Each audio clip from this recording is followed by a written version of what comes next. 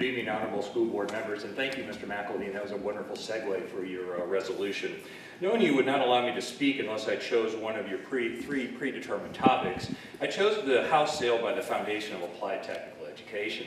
Critical to making sound financial decisions, elected officials must have an ample reservoir of political capital so that citizens can trust their elected officials that they're operating on the collective best interest. Unfortunately, FCPS and this school board are actively liquidating both their political capital and their integrity by refusing to acknowledge and remedy the untoward events that transpired at Lake Braddock. 3 WUSA 9 investigative reports and 3 Washington Post articles have detailed the appalling claims of sexual harassment against students, blatant reprisal against fact witnesses, and multiple sham FCPS investigations endorsed by this school board. Apparently, the school board and FCPS mistakenly believe that their constituents still have the confidence in their decisions and actions despite the repeated lies, denials, and inaction. Taxpayers and constituents have a legitimate expectation that their elected officials make decisions that meet the reasonable person standard.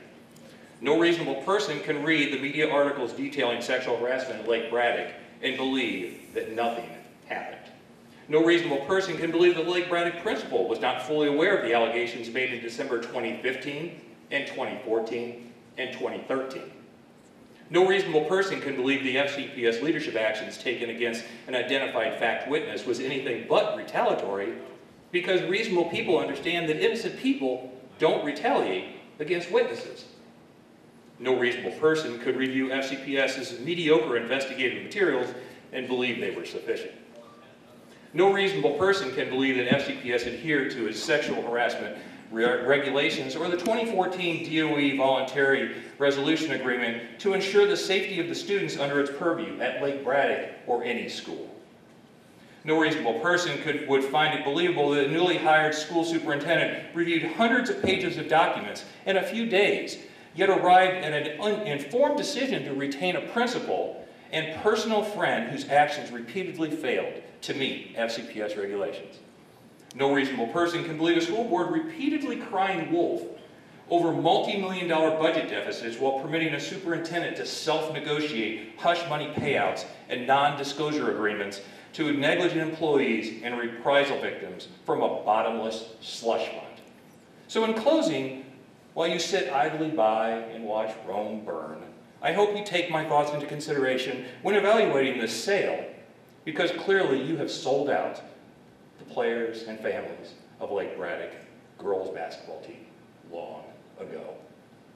Thank you. Thank you. The next speaker is Jay Semaine Lockwood. Your goal tonight in speaking to the school board?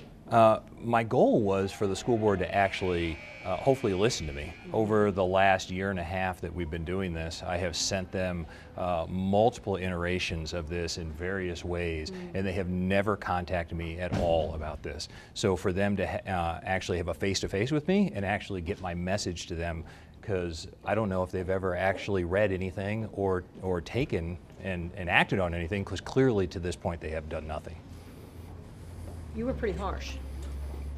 I was honest. What do you want them to do? I need them to act.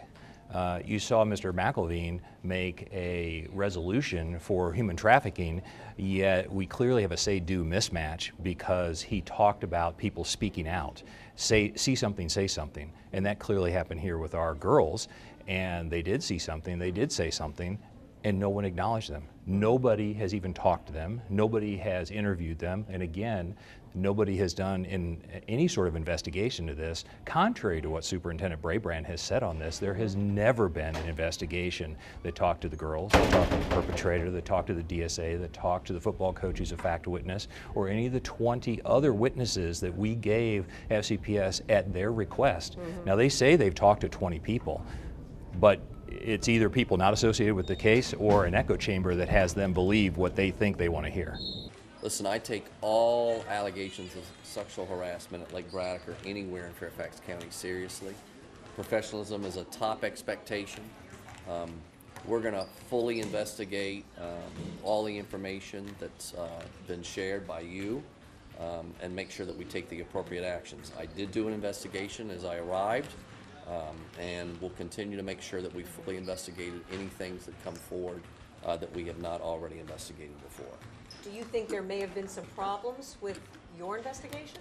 We investigated, I think, very, very thoroughly, but there's always the possibility that there's new information, and if there is, we'll fully investigate that information. The basketball coach says he was never interviewed. The girls I talked to said they were never interviewed. The basketball coach was removed 2 years ago. He's no longer here, and he's no longer going to be ever a part again of Fairfax County Public Schools. What about the football coach, Jim Poitras? Was fired from his coaching job.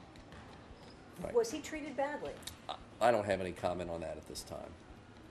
What can you do moving forward to make sure when girls Yep. complain or Yep. allege that there is sexual harassment going on or bullying? What will you do to make sure they are listened to and taken seriously? We've got to create a culture in Fairfax County, and frankly throughout our whole entire community in this country, where people feel comfortable when they have concerns around sexual harassment and bullying, that they can come forward, and they need to feel that very strongly, that in Fairfax County schools we want you to report that immediately, if you're a student, to an adult immediately, a caring adult immediately, and to any employee to reach out to the appropriate supervisor or to the person in human resources and report this, and we're going to follow up thoroughly and professionally and have these matters handled. We have to have a zero tolerance environment for sexual harassment and bullying in Fairfax County Public Schools. Give me a two-shot, will you? Does it concern you that these two young women, former students, feel like their allegations were not taken seriously? Their allegations were taken seriously,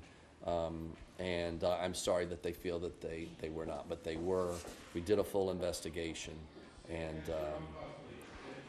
What happened? What went wrong? I don't think anything went wrong. I think sometimes, I don't think anything went wrong.